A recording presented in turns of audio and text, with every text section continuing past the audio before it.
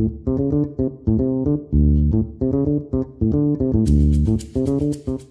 si Ana Patricia noon, pero mas gusto kong tinatawag ako na Patreng. Isa akong community pantry organizer and founder ng Maginhawa Community Pantry na nag-start siya nung pandemic. Pero tuloy-tuloy pa rin siya and transform siya into helping our farmers and syempre food security advocate.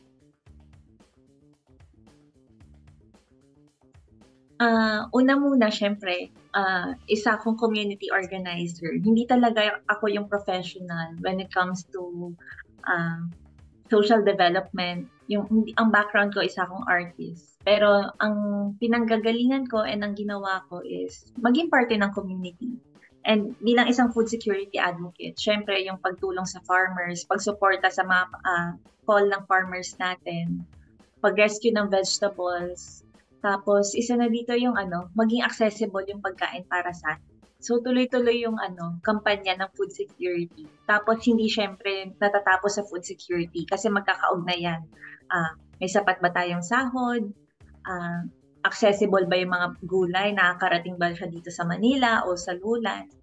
Tapos, syempre, andyan din yung rights ng mga workers. Kaya ba nila bumili?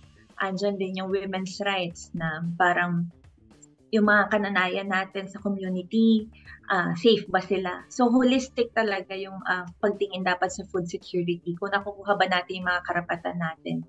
And syempre, as a food security advocate and gutumin din, focus kami sa basic need na accessible ba yung pagkain. Kasi kung makukuha natin yung karapatan natin sa pagkain, kung lahat tayo masarap yung ulam, mas madami tayong change na magagawa. So, yun yung focus namin accessible na pagkain, suporta sa farmers, and pag-celebrate ng buhay ng mga tao. Kaya mahalaga yung pagkain kasi mahalaga may laman yung sikmura natin. Yung nag-inspire sa akin, sinimulan ko yung pantry kasi kailangan siya ng community, 'di ba? Parang kulang yung ayuda nung time na yon, kulang yung support for our health. Tapos may pandemya, magkakahiwalay tayo, napakataas ng unemployment rate, 3.40 million Filipinos yung unemployed noong April 2021, kaya nag-start yung community pantry. Pero bilang tao din, bilang galing din sa lower middle class household, yung nag-inspire sa akin is alam ko yung pakiramdam ng gutom. So, hindi ko alam talaga kung inspiration ba yun or nakarelate ako na alam ko yung pakiramdam ng magutom and hindi masayang nagugutom. And kaya ako ginawa yung community kasi may need din ako as a person na kumilos para sa community. So, yun. And ano yung tingin kong impact niya? Yung food kasi very relatable And as a Filipino, yun yung love language natin. Oy, kumain ka na ba? Parang kakaalmusal lang, ano yung lunch, ano yung dinner, ganyan. And nung time na yon, doon ko natutunan na mahirap or mayaman na Pinoy, may kayang ibigay. And lahat tayo may kayang ibigay Lahat tayo may kakayahan. So yung impact niya, nagkaroon ng 6,700 community pantries. Pero hindi ko masabing impact ko yun as a person. Tingin ko impact yun ng, pwede tayong create ng something beautiful kahit malungkot yung sitwasyon ng time na yun. So yun, nagtuloy-tuloy siya, naging movement siya ng mga tao na extension ng kusina na lahat tayo dapat nakakakain. Ano man yung political na paniniwala natin, religious belief natin, anong age man natin, may access tayo sa maayos na pagkain. Sa pantry, madami siyang challenges. Hindi siya walk in the park, yung parang pagtulong, hindi siya parang rainbows and butterflies na masaya lang makatulong. Yung pantry, nag-start siya kasi may need, malungkot yung situation. Yan nga yung challenge yun malungkot na Anong magsisimulan mo? So, unang challenge niya, may tatlong main problems yung pantry. First, yung sa health. Kasi yung mga taong pumipila sa pantry, hindi sila naniniwala sa COVID. Hindi sila naniniwala na may COVID talaga. Akala nila ginawa lang yung COVID para walang traffic, ganyan. And una yun, kailangan ipaintindi sa mga tao. Yung pala kaya hindi sila naniniwala kasi wala daw silang health, wala daw silang support na natatanggap. And then yung pangalawang problem, yung long lines na akala ng mga tao yung pantry ayuda, ganyan. So, madali siyang nasolusyonan kasi kailangan mo explain sa mga tao na yung pantry po hindi siya ayuda, wala siyang requirement. Ang requirement na lang, iisipin mo yung taong nasa likod ng pila kasi eventually ikaw rin yung nasa likod ng pila. And pangatlo, yung main problem bilang babae din, and bilang community organizer, yung red tagging. Una pa lang may red flag na sa pag-organize ko ng pantry. Kunyari, summer kasi nun and malapit lang yung bahay ko sa pantry. Yung mga ibang police officers pupunta sa pantry, sasabihin nila sa akin na, uy, maputi pala yung legs mo. Uy, maganda ka pala. May boyfriend ka ba? Yung ibang mga tao parang pinupuri yung kakayahan ko.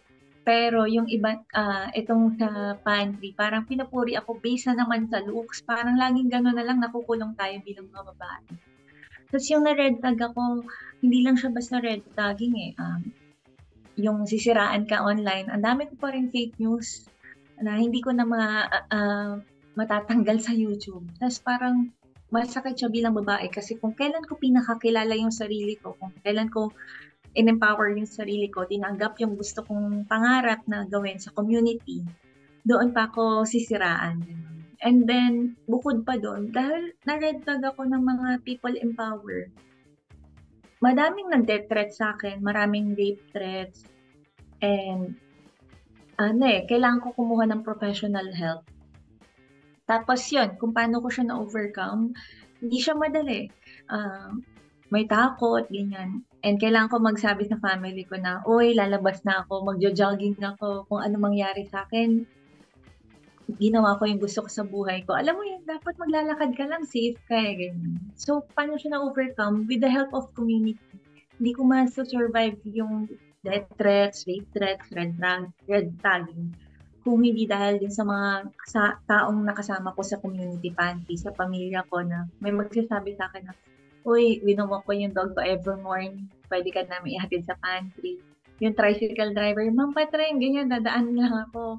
Alam mo yan, yung belongingness na kung saan nag-start yung takot, yun din pala yung solusyon ng takot kasi nabuo na yung community.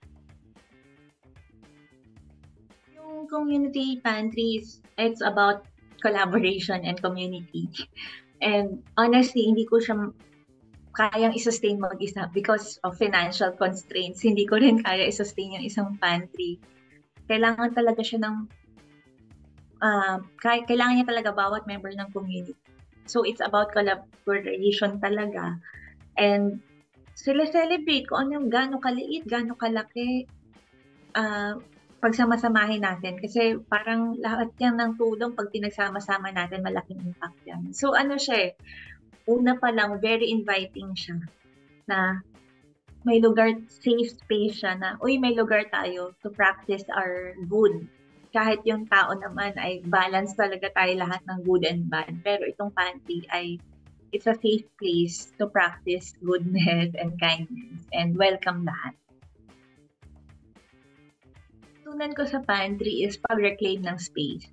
Tapos, masaya ako na karamihan sa pantry organizers, volunteers ay kababaihan. Tapos, yung palang binabasag na natin yung idea na yung mga babae sa bahay lang, ganyan, na very feudal yung concept na yun. Pero sa pantry, pag nakikita ko yung ibang mga kananayan or nanay ko mismo, mga volunteers natin na babae, bata, ganyan, na may lugar talaga tayo sa pantry. Tapos eventually yung pantry, nagkaroon siya ng Bausi hotline. Tapos, tinweak niya talaga, naging support system siya ng mga kababaihan. Tapos, pag mag-rescue kami ng gulay, yung mga kababaihan yung nagbubuhat talaga ng sako-sakong gulay. Ganyan. So, advice ko sa mga kababaihan, yung society may expectations talaga sa atin lahat. Sa workplace man yan, sa school, sa bahay, kahit saan may expectations. Pero, para sa akin, revolutionary yung palayain yung sarili, yung mahalin yung sarili. Sa panahon na sa social media, merong isang sinasabi kung ano yung dapat hugis ng katawan natin, kulay ng balat, gano'n man tayo kakinis. Alam mo yung maliliit na bagay, may expectation society. Pero pagka inaccept natin, ay ito ako, ito yung kakayahan ko. And power pala yung pagiging maunawain, maawain, hindi pala siya kahinahan. Tingin ko madami tayong magagawa. And panghawakan natin yung dreams natin sa community, gaano man siya ka-weird, gaano man siya out of this world, panghawakan din natin yung mga talents natin. Kailangan lang natin ng community or safe space. Kailangan din natin ng mga like-minded individuals sa mga kasama para tuparin yung mga pangarap natin. And ako, pagka tinatanong ako ano yung pangarap ko for pantry, sinasabi ko, hindi ako mangangarap lang for pantry, mangangarap ako for the whole community. Tataasan ko yung pangarap ko nun. Yung mga kalsada ba natin, safe ba tayo makakalakad ng kahit gabi, kahit anong oras? Meron ba tayong bike lanes? Yung mga katutubo na kababaihan na ano ba nila, natitil ba nila yung land nila? Yung produce ba nila, na-enjoy nila? Yung mga farmers natin, yung mga fisher folks natin? Or yung mga babaeng manggagawa ba? May benefits ba tayo? Safe ba yung workplace? So, ganong pangarap na siya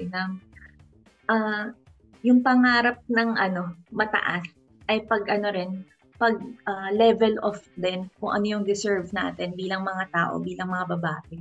And kailangan natin gawin yun, mangarap, kasi para i-claim natin yung dapat sa atin talaga. Ganyan.